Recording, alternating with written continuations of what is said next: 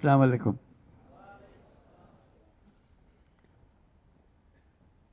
তোমাদের দেখছি আর ভাবছি কি একটা স্বপ্ন আমাদের সবার সামনে, তোমাদের সামনে, জাতির সামনে তোমরা নিয়ে এসছো।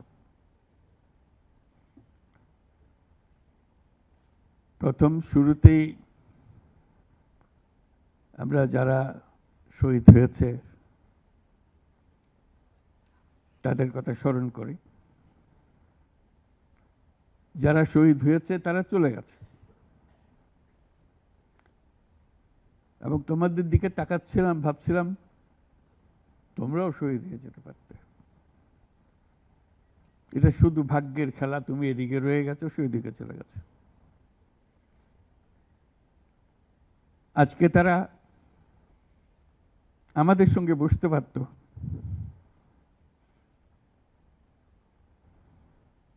কিন্তু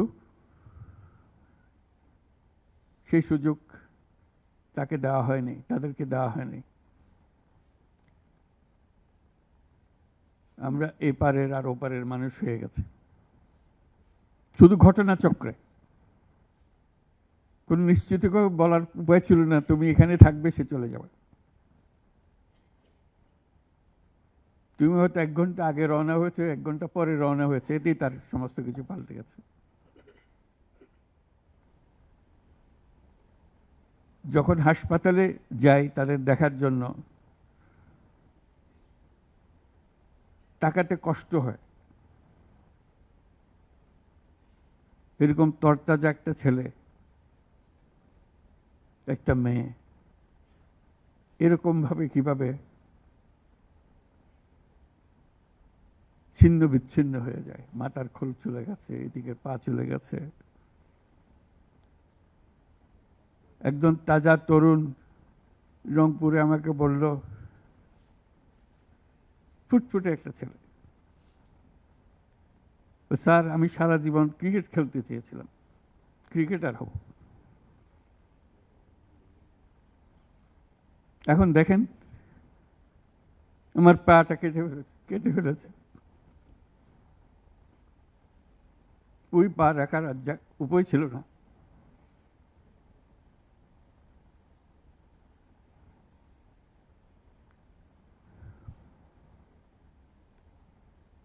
সে আমাকে জিজ্ঞেস করে, স্যার আমি ক্রিকেট খেলবো কি করে?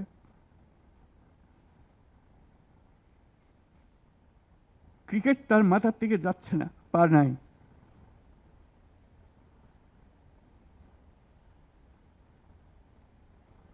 যতবার দেখি ততবার মনের সামনে প্রশ্ন জাগে। এটাই আমরা বাংলাদেশ বানিয়েছিলাম, যেহেতুগুলো তাজা প্রাণ তাদেরকে ছেড়ে চলে যেতে হয়েছে।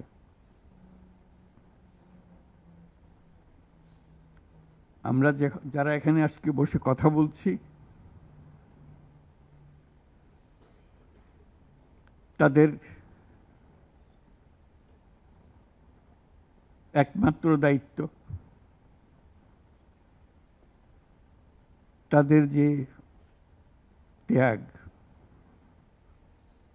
যে জীবনের বিনিময়ে তারা আমাদেরকে আজকে এখানে বসার সুযোগ দিয়েছে।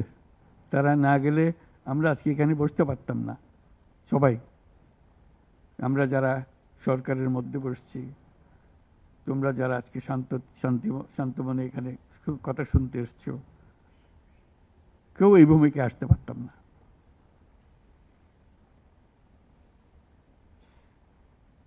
কালকে একটা হাসপাতালে গেলাম, আবার সেই দৃশ্য।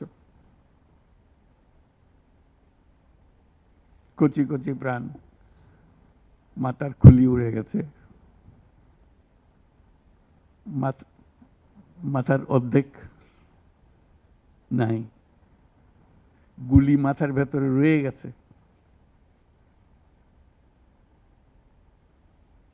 একজন, এটা রংপুরের হাসপাতালের দৃশ্য, একটা এক্স-রে দেখালো,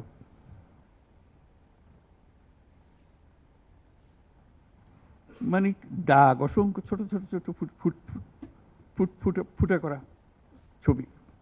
আমি বুঝতে পারতেছিলাম এটা কি দেখাচ্ছে আমাকে। আমি জিজ্ঞেস করলাম এটা কি? যেগুলো গুলি তার শরীরে এখনো রয়ে গেছে, সে বেঁচে আছে, রাবার ব্লাড।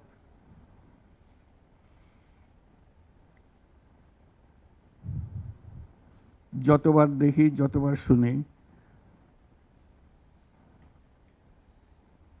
আবার নতুন করে প্রতিজ্ঞা করতে হয় যে স্বপ্নের জন্য যারা প্রাণ দিয়েছে সে স্বপ্নকে আমরা বাস্তবায়ন করবই।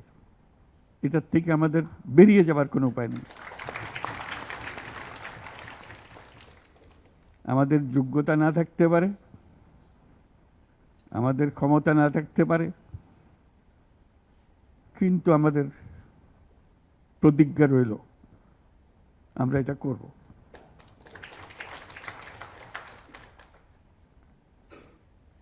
আমি খালি দেখি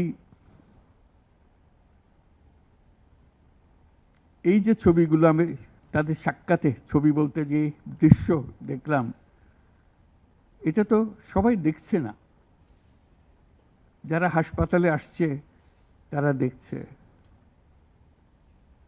প্রতিদিনের ঘটনা, একবারের ছবি না। তো মানুষকে এটা তো জানাতে হবে, বোঝাতে হবে যে কি এর পেছনে কি ছিল। মানুষ এমনিতেই তোমাদের পেছনে অত্যন্ত উৎসাহ সহকারে যোগ দিয়েছে। এটা কোনো তাকে কেউ স্লোগান দিয়ে, কেউ হাত বুলিয়ে বলেছে এই কথা না, কারণ তার মনের সঙ্গে তোমার মনের একেবারে সোজাসুজি মিলে গেছে। দেশের মানুষ যা চায় সে কথাটা তোমরা স্পষ্টভাবে বলেছ, তোমরা প্রাণ দিয়ে বলেছ। তোমাদের যে সম্বল ছিল সেটা একমাত্র সম্বল ছিল তোমাদের সাহস, তোমাদের শরীর। এইটাই তো একমাত্র জিনিস আমরা দিয়ে দিতে পারি। কিন্তু আমরা যে লক্ষ্যে পৌঁছতে চাই সে লক্ষ্যে আমরা পৌঁছবো, এটাই ছিল তোমাদের প্রতিজ্ঞা। সেজন্যই ওরা তোমাদের কাবু করতে পারে না। এই সাহস যেন তোমাদের স্থায়ী থাকে, এটা কোনো কালে কোনো কারণে যেন এটার থেকে কমতি না হয়। এর আগামীতে যাত্রা দুরূহ, এটা সহজ কাজ না। এই যে বারে বারে আমরা বলছি, তোমরা বলছো এত বছরের জঞ্জাল, যে আমাদের পায়ে এত বছরের শৃঙ্খলা পুড়িয়ে দেওয়া হয়েছে, শৃঙ্খল পুড়িয়ে দেওয়া হয়েছে। সেই মাথার ভেতরে যে শৃঙ্খল বেঁধে দিয়েছে, কাজের মধ্যে যে শৃঙ্খল বেঁধে দিয়েছে, সেগুলো সব কটা থেকে আমাদের মুক্ত হতে হবে। তাহলে আমরা একটা নতুন জাতি হিসেবে জন্ম লাভ করব। তোমরা এই সাহস দেখাবার আগে আমরা একটা দুঃস্বপ্নের মধ্যে ছিলাম, যেটার কোনো সমাপ্তি নেই। এই দুঃস্বপ্ন কঠোরতর হয়েছে। আমরা একে একে সব হারিয়ে ফেলেছি, দেখতেছি সব যাচ্ছে, কিন্তু টুক করে শব্দ করার সাহস আমাদের হচ্ছিল না। সবাই মেনে নিচ্ছিল যে যেভাবে হোক কোন রকমের সামাল দিয়ে চলা, যতটুকু না হলে নয় সেটুকু করে দেওয়া, তবু জীবনটা কাটিয়ে দেওয়া। এটাকে উল্টে দেওয়ার কথা কেউ চিন্তা করে নাই। এটাই ছিল আমাদের দুঃস্বপ্ন। আমাদের হাত পা ছিল অবশ। এই দীর্ঘ 16 বছরের দুঃস্বপ্নের মাঝখান দিয়ে হঠাৎ করে তোমরা আওয়াজ তুললে, না আমরা জেগে উঠব, এই দুঃস্বপ্নের ভেতরে থাকবো না। যে সাহস তোমরা দেখালে, যে ত্যাগ তোমরা করলে, হঠাৎ জাতি দুঃস্বপ্ন থেকে জেগে গেল, দেখে দিয়ে আরে সব তো আমাদের হাতের বাইরে চলে গিয়েছিল, আমাদের চিন্তার বাইরে চলে গিয়েছিল, এখন আমরা আবার সোজা হয়ে দাঁড়াবো। এই দুঃস্বপ্ন ভেঙে দেওয়ার যে সাহস